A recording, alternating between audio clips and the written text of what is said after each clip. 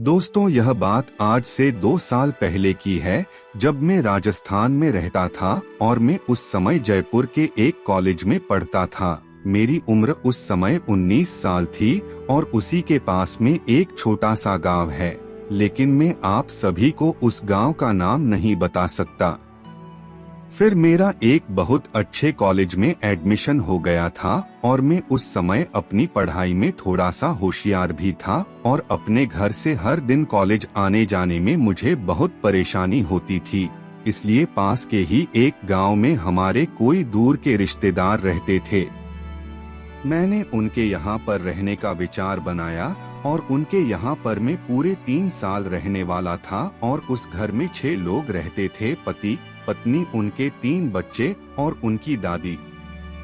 दोस्तों, मैं उस परिवार के साथ बहुत ही कम समय में बहुत अच्छी तरह से घुल मिल सा गया था, तो उन्हें भी मैं बहुत अच्छा लगने लगा था। लेकिन परिवार के लोगों के बीच में रहकर मेरी पढ़ाई नहीं हो पाती थी, तो मैं इसलिए उन्हीं के घर से कुछ दूरी पर उनकी एक जगह थी और वो गांव के बिल्कुल बाहर सी लगती थी और मैं वहां पर बहुत अच्छी तरह से अपनी पढ़ाई कर सकता था और मुझे वहां पर खाने पीने की भी कोई समस्या नहीं होती थी। फिर मैं इसलिए वहां पर बहुत अच्छे से रहने लगा। लेकिन मुझे हर कभी रात को कुछ आवाजें सुनाई दिया करती थी, जैसे कोई लड़की के रोने की आवाज, लेकिन मैं उन्हें जानबूझकर भुला दिया करता था और कुछ दिनों तक मुझे लगातार ऐसे ही आवाजें सुनाई दी। फिर मैंने वहां के आसपास के लोगों से पूछा तो लोगों ने मुझसे कहा कि ऐसा कुछ नहीं है और तुम उस पर ज्यादा ध्यान मत दो। लेकिन मेरे दिल में अब कहीं ना कहीं उस बेचारी के बारे में दुख सा हो जाता कि वो क्यों दुखी है। उस दिन के कुछ दिनों बाद मुझे एक रात को मेरे कमरे की खिड़की पर कुछ आहट सी सुनाई दी। फिर मैंने तुरंत दरवाजा खोलकर देखा तो वहां पर कोई नहीं था और मैं दोबारा दरवाजा बंद करके पढ़ने लगा। तो वो गांव तो था ही राजस्थान का, तो आपको तो बहुत अच्छे से पता ही होगा कि गांव में अक्सर लाइट नहीं रहती है, तो उस रात भी लाइट नहीं थी और कुछ देर बाद मुझे फिर से वही आहट सुनाई दी और मैंने फिर से दरवाजा खोलकर देखा तो इस बार एक लड़की बाहर खड़ी हुई थी। तो वो मुझसे बोली कि क्या थोड़ा पीने को पानी मिलेगा। फिर मैंने उसे पानी पिलाया और फिर मैंने उससे पूछा कि तुम कहाँ पर रहती हो। तो उसने मुझसे कहा कि मैं यही पड़ोस में रहती हूँ और मेरे घर का पानी खत्म हो गया, तो इसलिए मैं तुम्हारे यहाँ पर पीने आ गई। और बातों ही बातों में उससे पूछ बैठा कि यहाँ पर अक्सर मुझे किसी लड़की की रोने की आवाज सुनाई देती है, वो किसकी आवाज है और वो क्यों रोती चिल्लाती रहती है। फिर उसने मेरी बात को सुनकर बहुत दुखी होकर मुझे बताया कि वो आवाज उसी की थी और वो एक शादीशुदा थी और जिसके पति की कुछ समय पहले एक घटना से मौत हो गई है, लेकिन फिर भी उसने दूसरी शादी नहीं की थी। फिर मैंने उससे कहा कि ऐसे रोने से कुछ नहीं होता और तुम ज्यादा रोया ना करो, तो वो और उदास हो गई। अब तक वो दरवाजे पर ही खड़ी थी।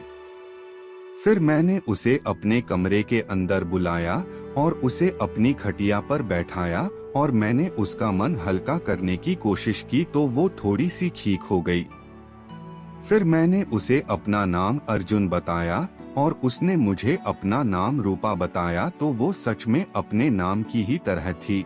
मैं तो जैसे उस पर फिदा हो गया था और ऐसे ही बातों में कब सुबह के 4 बज गए थे, हमें पता भी नहीं चला। फिर वो मुझसे बोली कि अब मुझे जाना होगा, तो मैंने उससे पूछा कि तुम अब दोबारा कब आओगी। फिर उसने कहा कि बहुत जल्द, और इतना कहकर मेरी तरफ मुस्कुराकर वो चली।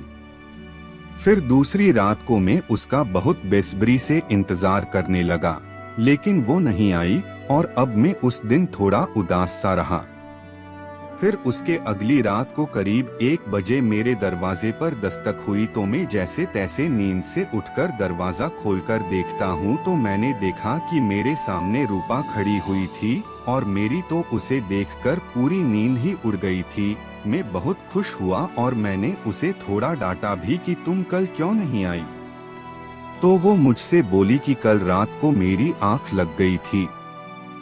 फिर मैंने उससे कहा कि चल कोई बात नहीं, और फिर वो अंदर आई। दोस्तों, हम तो जैसे एक ही दिन में ऐसे घुल मिल गए थे कि जैसे हमें मिले हुए एक दिन नहीं बल्कि पूरा 1 साल हो गया हो। फिर हमने ऐसे ही इधर उधर की बात की और बातों ही बातों में उसने मुझसे पूछा कि क्या तुम्हारी कोई गर्लफ्रेंड है।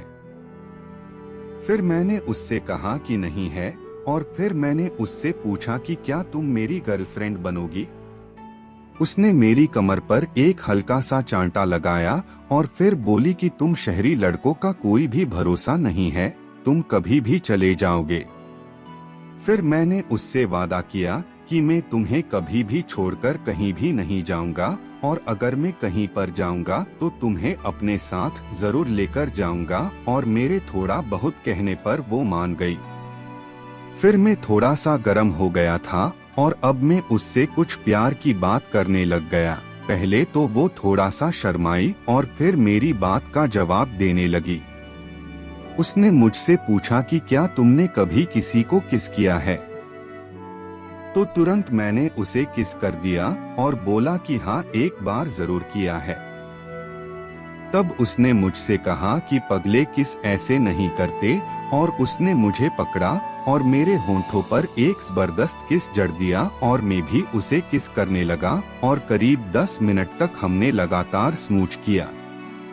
फिर मैं अपने हाथ धीरे धीरे उसके बूब्स पर ले जाने लगा और दबाने लगा। वो भी जैसे यह सब पहले से ही चाहती हो। तो मैं अब बहुत जोर जोर से बूब्स को दबाने लगा और दबाते हुए मैं उसकी गांव की लहंगा चोली, हाँ पता नहीं, लेकिन वो औरत उसमें बहुत अच्छी दिख रही थी।